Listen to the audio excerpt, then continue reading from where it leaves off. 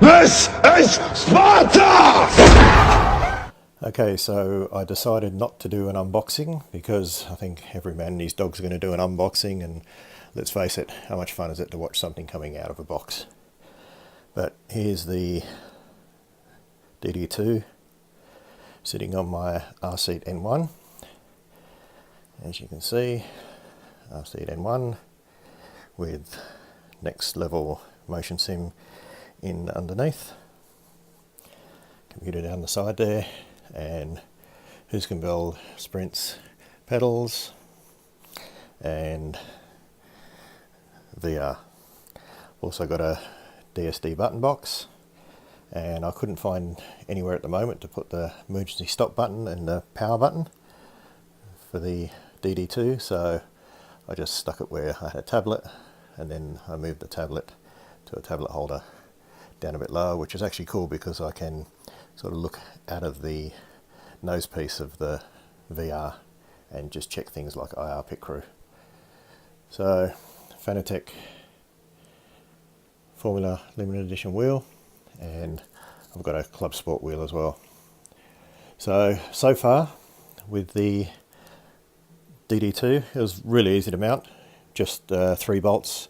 The stud pattern, or the hole pattern, was already there, so it just bolted straight on. I think I got the positioning pretty well okay for me. Might raise it just a wee bit, but it feels pretty comfortable at the moment. And as you can see, like advertised, there's the tightening ring and the quick release. So at this point in time, I think the biggest difference that I've found in using this is the responsiveness. Now, I was trying to find big differences to see what would really justify this to me, and the responsiveness is really something. So when you're snapping into a really tight corner, it just, after being with the V2, the Fanatec V2 belt drive, it just seems a lot snappier. It just really seems to react just that little bit quicker. There's also, massive amounts of feedback and lots of fidelity. And if you've got it dialed up too much, a couple of broken shoulders. But it really, the responsiveness I've found is the thing that really makes the difference. Now, I don't think the bass is going to make me any faster. The thing that did make me faster was the Huskenbell pedals.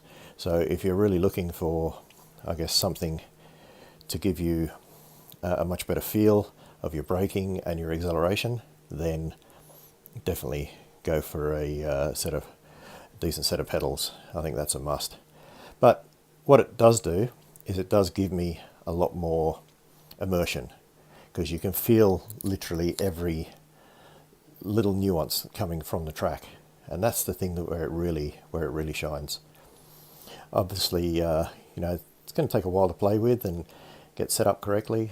I've got iRacing pretty well dialed in. Project Cars is interesting. I'll put a video up about my Project Car settings. But yeah, Project Car is interesting. There's no direct support for the DD2 at the moment, but you can sort of trick it a bit to get it to work.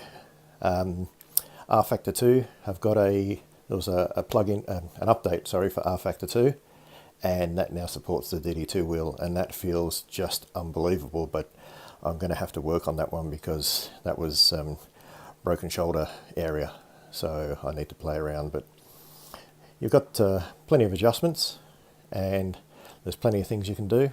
But so far, this is day, well, I guess a full day with it today. I set it up last night and a full day with it today, and so far, yeah, pretty impressed. It's not what I would call, a revolutionary change from going from the V2 to this, but it's a change, and the more I use it, the more I start seeing or start feeling the differences through the system.